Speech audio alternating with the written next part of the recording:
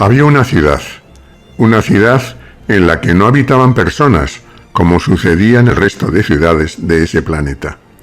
Esta ciudad, en concreto, estaba habitada por pozos. Sí, por pozos vivientes, aunque suene raro, pero pozos al fin y al cabo. Además de por el lugar en que estaban excavados, los pozos se diferenciaban unos de otros por su brocal, la abertura que los conectaba con el exterior. Por lo tanto, en la ciudad se podían admirar brocales de mármol y metales preciosos, cuyos dueños eran pozos pudientes y con gusto por la ostentación.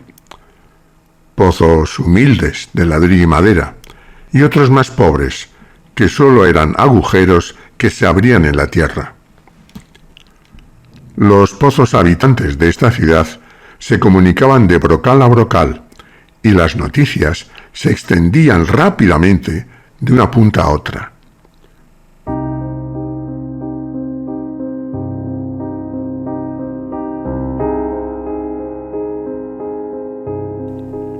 Un día, la noticia fue la llegada a la ciudad de los pozos de una nueva moda. A buen seguro que esta moda tenía su origen en cualquiera de los pueblos humanos de los alrededores. Esta nueva tendencia decía que cualquier ser vivo que se precie debería cuidar con mucho más mimo su interior que su exterior. O, dicho de otra forma, que importa más el contenido que lo superficial.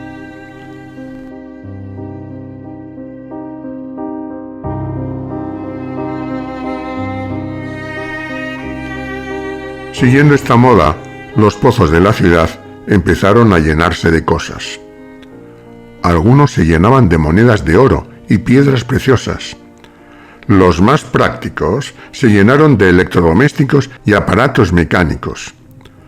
Otros preferían el arte y se llenaban de pinturas y esculturas sofisticadas. Los músicos se llenaron de pianos de cola, violines y guitarras. Y los intelectuales se terminaron llenando con libros, publicaciones especializadas y manifiestos ideológicos.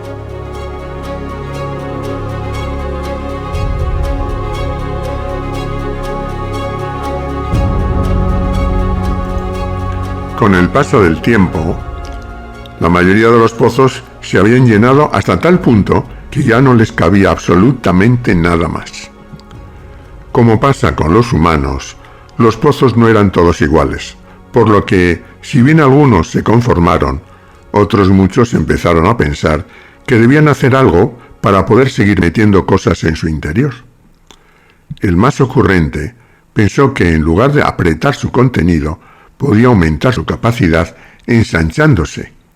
Y así, en poco tiempo, comenzaron a imitarlo, y todos los pozos gastaban la mayor parte de su energía en ensancharse para poder hacer más espacio en su interior.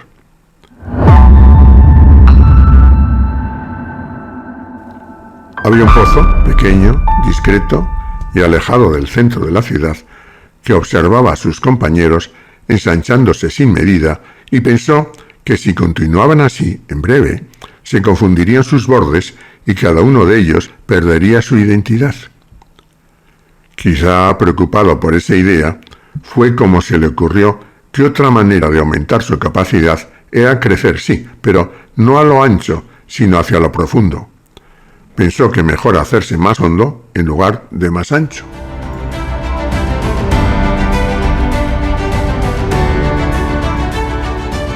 No tardó en darse cuenta que todo lo que tenía en su interior le imposibilitaba su tarea de profundizar.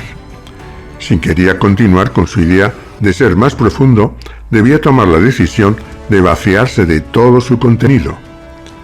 Al principio tuvo miedo al vacío, pero luego, poco a poco, cuando vio que no existía otra opción, lo hizo, y totalmente vacío de sus posesiones, el pequeño pozo empezó a volverse profundo, mientras los demás pozos se adueñaban de los objetos de los que él se había deshecho.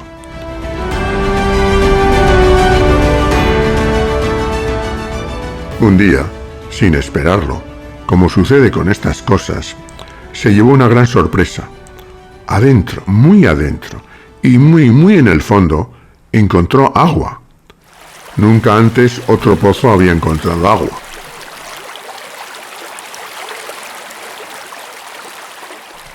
Necesitó unos días para superar la sorpresa, y cuando lo hizo, empezó a jugar con el agua del fondo, humedeciendo las paredes, salpicando los bordes y por último, sacando agua hacia afuera.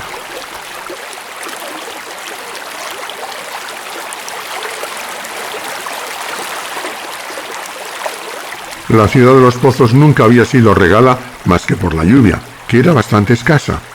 Así que la tierra de alrededor del pozo se revitalizó con el agua recibida y empezó a despertar. Las semillas que la tierra tenía en sus entrañas brotaron en un verde pasto, en tréboles, en flores y en tronquitos endebles que no tardaron en convertirse en árboles. Y así, la vida explotó en 1000 colores, adornando el aljado pozo al que empezaron a llamar el Vergel.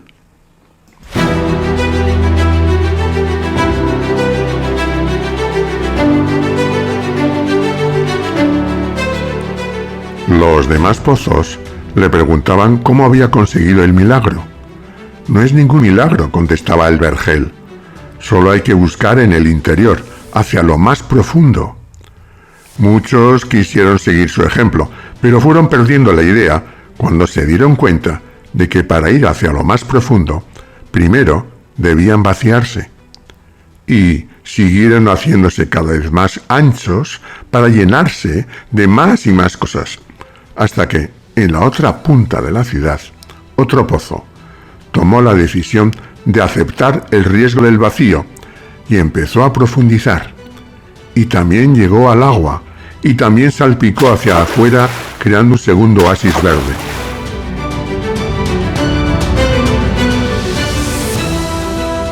¿Qué harás cuando se termine el agua?, le preguntaba. No lo sé, contestaba, pero por ahora, cuanto más agua saco, más agua hay en la ciudad de los pozos.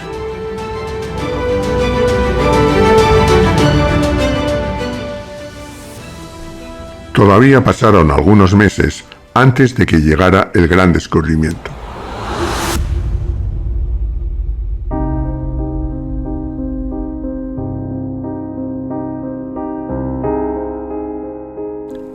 Un día, sin esperarlo, como sucede en estas cosas, los dos pozos se dieron cuenta de que el agua que habían encontrado en el fondo de sí mismos era la misma que el mismo río subterráneo que pasaba por lo más profundo de uno también inundaba la profundidad del otro.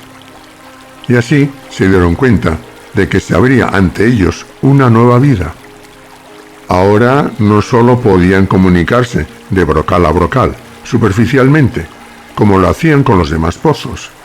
Su búsqueda les había llevado a descubrir un nuevo y secreto punto de contacto.